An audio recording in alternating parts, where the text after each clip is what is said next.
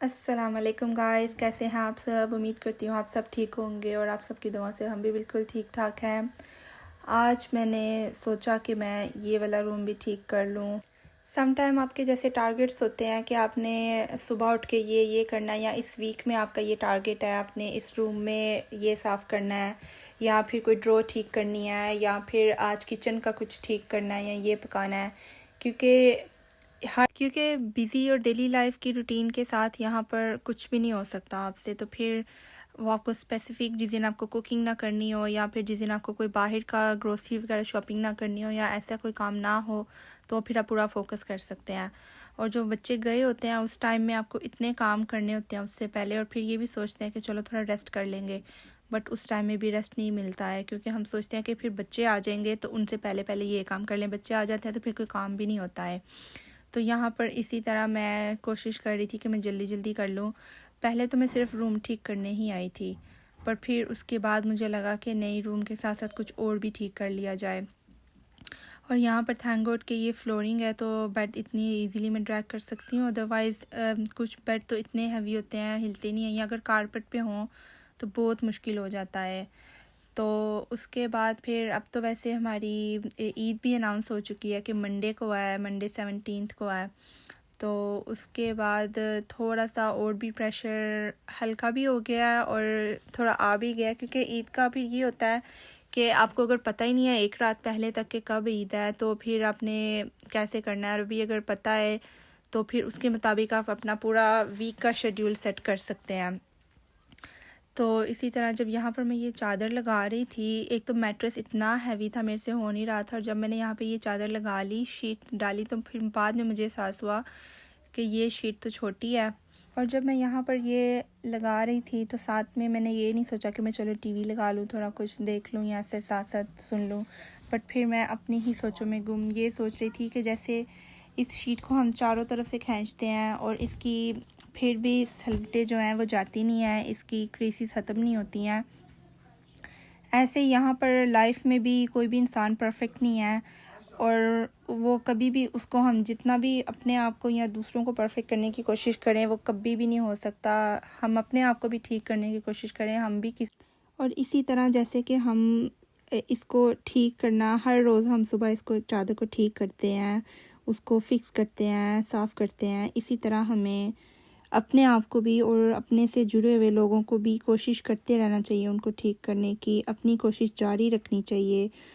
क्योंकि हम अगर इसमें हार नहीं मानते तो हम उधर कैसे हार मान सकते हैं। हमें पता है कि हमें उधर ही रहना है, हमें सब करना है, तो फिर हम कोशिश कर सकते हैं। जैसे हम इसको एवरीडे फिक्स करने की कोशिश करते हैं, अपनी कोशिश मुझे लगता है हर चीज़ में हमें जारी रखनी चाहिए, हार कभी नहीं माननी चाहिए, और उम्मीद भी हमेशा रखनी चाहिए।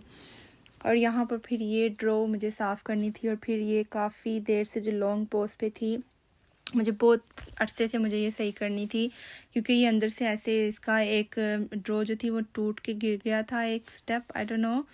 तो वो भी मुझे फ़िक्स करना था। और फिर मैंने सब कुछ यहाँ पर बाहर निकाला, और फिर बीच में कैमरा भी सेट किया, क्योंकि पता नहीं चल रहा था कि कैसा चल रहा है कैसा नहीं। और फिर मैंने कहा मैं क्या इतना लंबा आप सबको दिखाऊं, पहले ये दिखाया कि ये टूटा पड़ा था, और फिर इस ड्रॉ को मैंने थोड़ा सा फिक्स किया। बीच में समझ में नहीं आ रहा था, समटाइम जब काम करने होते हैं तो समझ में नहीं आता है कि हम कहाँ से शुरू करें और कहाँ से नहीं। तो फिर इसको बहुत मुश्किल से मैंने जोड़ा, और ये बार बार समटाइम गिर जाता है। और फिर थैंक गॉड इसके 3 होल बने हुए हैं, तो उसके फिर मैंने उसको मैं हाल से अब मैंने मिडल वाले में डाला था कि नीचे वाले में समझ में नहीं आ रहा था। तो फिर उसके बाद मैंने सोचा कि अब मैं क्या एक एक चीज़ की वीडियो बनाऊँ। तो फिर जब मैंने सब फिक्स कर लिया तो फिर मैंने उसको दिखाया कि कैसे बहुत अब मुझे समझ आ रहा है कि कौन सी चीज़ कहाँ पर पड़ी है। इसी तरह बस आधा दिन इसी तरह गुजर गया, और ये कुछ चैरिटी के लिए कपड़े निकाले, और अभी भी बेड पे चीज़ें रह गई थी जो बच्चों के कपड़े थे, और फिर थोड़े से हैंग दूसरे रूम में करने वाले थे। यहाँ पर फिर मैंने एक तरफ मैं बना रही थी पास्ता और एक तरफ लजानिया, तो सम टाइम ऐसे मल्टीटास्किंग भी करनी पड़ती है। ये लजानिया की शीट्स जो है मैं बॉईल करती हूँ, पर काफ़ी लोग बॉईल भी नहीं करते हैं, पर मैंने इसको आज बनाने का तरीका नहीं सिखाया, बट मैंने सिर्फ इसको कैसे बिल्कुल अवन में जाने से पहले मैंने इसको बस थोड़ा दिखाया कि मैं जैसे नॉर्मल आप जैसे कीमा बनाते हैं उसमें बिल्कुल वैसे ही कीमा बना लेना है अपने देसी मसाले डाल के, जो भी आप लोग बेसिकली कीमे की स्मेल ख़त्म करनी है। और फिर जब बस मैं इसे लेयरिंग कर रही थी तो वो मैंने दिखाया, और मुझे लगा था कि मुझे आज कुकिंग नहीं करनी है और मुझे डबल कुकिंग करनी पड़ी। सो सम टाइम ये होता है कि आप एक दिन कर लेते हैं और फिर सोचते हैं कि चलो अगर आज मैंने सारा दिन काम कर लिया। सम डेज़ ऐसे होते हैं ना कि आप बहुत मोटिवेट हुए होते हैं, बहुत ज़्यादा आप में एनर्जी आई होती है, क्योंकि आपका दिमाग कह रहा होता है कि आज ये भी कर लें वो भी कर लें। Other than that some time ऐसे होता है कि कभी कभी तो आपका कुछ भी करने को दिल नहीं कर रहा होता, बहुत काम पड़े होते हैं, पर फिर भी पर सम डेज ऐसे होते हैं कि आपका दिल करता है कि आज मेरे में हिम्मत है, क्योंकि आपका दिमाग कह रहा होता है कि हिम्मत है। और फिर इसी तरह मैंने एक लेयर मैंने कीमेल की लगाई, एक शीट्स की लगाई, और फिर ऊपर वाइट पास्ता सॉस डाली, और फिर दोबारा से लेयरिंग। आई थिंक मैंने 3 लेयर्स बनाई थी इसकी। पहले मैं ये खाती होती थी, पर अभी मुझे पता नहीं मेरा दिल नहीं करता ये खाने का, तो बस घर वालों के लिए बनाया था। और यहाँ पर आपको बिल्कुल भी परफेक्ट लेयरिंग करने की ज़रूरत नहीं है, जैसे भी आपको बस बेसिकली कवर करना है, क्योंकि जब खाना भी है तब भी तो तोड़ के ही खाना है। तो ये भी बहुत कम टाइम टेकिंग है और बहुत इजी है बनाने में। पहले मुझे लगता था कि बहुत मुश्किल है लज़ानिया बनाना, बट लिटरली बहुत बहुत ज़्यादा इजी है और जल्दी भी बन जाता है। तो बेसिकली आपने पहले चीज़ें बना के रखनी है, उसको प्रिपेयर कर लें, और फिर जब उसको बस बाद में अगर आपको सुबह भी बना लें और शाम को भी अगर आपने फ़्रेश लेयरिंग करनी है तो बस उसको ओवन में डालने के लिए तो आप कर सकते हैं। सम टाइम होता है कि आपके पास एकदम टाइम नहीं होता हर चीज़ करने का, तो आप ये भी कर सकते हैं। तो वही मैंने इसमें लहसुन, प्याज और अपने वही नमक, मिर्च, हल्दी ये सब डाल के, तो मैंने उसको अच्छे से बस उसकी स्मेल ख़त्म की, अच्छे से भून के जब उसने ऑयल छोड़ दिया तो बस मैंने निकाल लिया उसमें। और फिर भी मैंने थोड़ा सा ऑयल जो उसका निकला था इसमें से भी प्लेट में डालने से पहले मैंने बिल्कुल उसको भी निकाल लिया था ऑयल को, ताकि इसमें लज़ानिया में जब वो बॉयल हो तो बिल्कुल ना उसमें ऑयल आए। सॉरी, बॉयल नहीं, वो हो बेक हो जब अवन में। तो यहाँ पे मैं आपको ये सॉस दिखा रही थी, ये टेस्को से और हर सुपर स्टोर से मिल जाती है, बहुत इजी। और फिर यहाँ पर मैं क्योंकि मैंने अगले दिन काम पर भी जाना था, तो इसीलिए भी फिर मुझे होता है कि जिस दिन मैंने काम पे जाना है तो उससे मैं एक दिन पहले ही बना लूँ।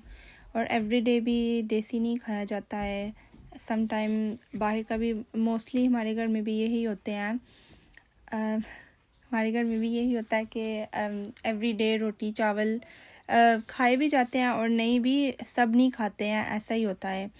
और फिर उसके बाद मैंने ये जब आखिरी लेयरिंग की और अभी मैंने यहाँ पे फास्ट पे लगाया ताकि इतना जो लंबा प्रोसेस है वो बोरिंग ना हो जाए। तो फिर उसके बाद ये आखिरी जब आपने लगानी है क्रीम नहीं सॉरी, ये जो इसकी वाइट सॉस है, वाइट सॉस के इसके बाद मैंने बस इसके ऊपर चीज़ की लेयरिंग कर दी थी आई गेस, क्योंकि फिर बस आपने, और अवन मैंने पहले ही प्री हीट पे रखा हुआ था ताकि ये जब जाए। अभी तो मेरा इतना अवन ठीक नहीं है, अगर ठीक होता तो बहुत ज़्यादा अच्छा कलर आता जब मैंने बेकिंग से निकाला था अवन से। अदरवाइज़ मेरा भी ठीक नहीं है, तो उसमें बिल्कुल पक जाता है सब कुछ ठीक, पर उसका जो एक ब्राउनिश क्रंची जो लुक आता है ना वो नहीं आता उसमें। तो अगर आपको लज़ानिया की रेसिपी चाहिए तो मुझे प्लीज़ बताइएगा। वैसे तो मैंने बता दिया, बहुत इजी है, अगर आपको फिर भी डिटेल में चाहिए तो मैं आपको बता दूँगी। और उसके बाद यहाँ पे मुझे ये होता है कि कुछ भी बिल्कुल नीचे से नज़र ना आए, बिल्कुल कवर होना चाहिए। और फिर यहाँ पर जब मैंने अवन से निकाला तो इसकी कुछ ऐसी लुक थी। अभी मैंने इसके ऊपर से चीज़ ने इतना ऑयल छोड़ा था, चीज़ भी बहुत ऑयल छोड़ दिया, तो फिर मैंने वो पूरा साफ़ किया था टिशू के साथ। तो फिर यहाँ पर मैं बिल्कुल प्लेट अप करने लगी थी, तो फिर मैंने कहा आपको मैं थोड़ा सा दिखा दूँ कि यहाँ पर मेरा दिल कर रहा था खाने का, पर फिर भी पता नहीं क्यों मैंने नहीं खाया, मैं ट्राई भी करने को दिल नहीं करता। सो आई थिंक एक टाइम होता है जब आपको ये चीज़ें बहुत बहुत अच्छी लगती हैं, और अभी मैं बस आजकल इस तरह की चीज़ें नहीं खा रही। और फिर आगे जाके मैंने पास्ता की भी तैयारी शुरू की। उसके लिए मैंने यहाँ पर सारी वेजिस काट के रख ली थी, ब्रोकली, पेपर्स और कैरेट्स। और उसके बाद सीधा मैंने आपको बना के ये स्टार्ट मैंने किया था बिल्कुल ऑयल में ग्रीन चिलीज़ डाल के, अनियन नहीं जाते इसमें, और मैं इसमें स्वीट कॉर्न भी डालना भूल गई थी। और ये अभी बहुत थोड़ा वाइट था। इसके बाद मैंने इसमें डार्क सोया सॉस भी डाली थी एट दी एंड। और फिर इसको भी मैं इसी तरह अवन में बेक करने के लिए पहले मैंने प्री हीट कर लिया था, और फिर मैंने इसको बिल्कुल गरम गरम मैंने इसमें ट्रे में डाला और उसके बाद इसके ऊपर भी चीज़ की लेयरिंग कर दी। चीज़ भी एक ऐसी चीज़ है कि उसको खाने में सब पसंद नहीं करते हैं, पर मुझे बहुत ज़्यादा चीज़ पसंद है। मैं वाइट मैं मैचो चीज़ भी खाती हूँ और रेड लेस्टर भी मुझे बहुत पसंद है। रेड लेस्टर तो मैंने रिसेंटली डिस्कवर किया, उसका बहुत एक्चुअल में मज़ा आता है। और फिर यहाँ पे मैं सिर्फ नॉर्मल चेडर चीज़ ही यूज़ कर रही हूँ। और ये बेसिकली चिकन और वेजिटेबल पास्ता था, तो इसमें भी मैं पहले बहुत बनाती होती थी, अभी मैंने ये भी कम कर दिया है। और उसके बाद फिर जब मैंने इसे ओवन से निकाला तो इसकी कुछ ऐसी लुक थी, ये बहुत ही अच्छा लुक दे रहा था वैसे। और फिर इसका मैंने ऐसी फ़ोटो उतारा। फिर शाम हो गई खाना बनाते बनाते, और जब मैं फ्री हुई तो फिर हमारे घर में आए थोड़े मोहल्ले के बच्चे, और ये बेचारा इससे ऊपर भी नहीं जाया जा रहा था, नीचे भी नहीं हुआ जा रहा था, और दिल भी कर रहा था इसका ऊपर जाने का। तो फिर मैंने पूछा क्या कर रहे हो, तो फिर एक ये भी बड़ी चालाक थी वैसे। ये बेचारी ना बोल सकती थी ना सुन सकती थी, और वो कहते हैं ना कि अल्लाह ने कभी कभी लोगों को बित में रखा होता है, ये वो वाली थी बेचारी। ऐसे मुझे मुंह बना बना के दिखा रही थी। और फिर उसके बाद मैंने कहा सब जो है ना बाहर गार्डन में जाके खेलो, और यहाँ पे पंगे भी लेने शुरू कर दिए थे। और फिर जब किसी के बच्चे आए हों तो यहाँ पे तो अपनों का इतना डर लगता है, किसी के हम कैसे संभालें। तो मैंने कहा सब बाहर जाके खेलो, जो भी होगा बाहर ही होगा, यहाँ नहीं होगा। तो फिर आहिस्ता आहिस्ता करके मैंने सबको बाहर निकाला। और शाम यहाँ पे फिर इतनी ठंडी हो जाती है कि बच्चों को भी निकालने में इतना फ़ील होता है। ये फिर मुझे यहाँ पे मुंह दिखा रही थी बना बना के। और ये इसकी छोटी वाली थी तो कहती है कि मुझे जूती पहना दो, मैंने बाहर जाना है, पहले इनकी उतारो और फिर इनको पहनाओ। तो फिर ऊपर से मैंने कहा अभी हवा भी इतनी तेज़ चल रही थी, तो मैं बच्चों को कह रही थी अंदर आ जाओ, तो कह रहे थे नहीं हमने नहीं आना।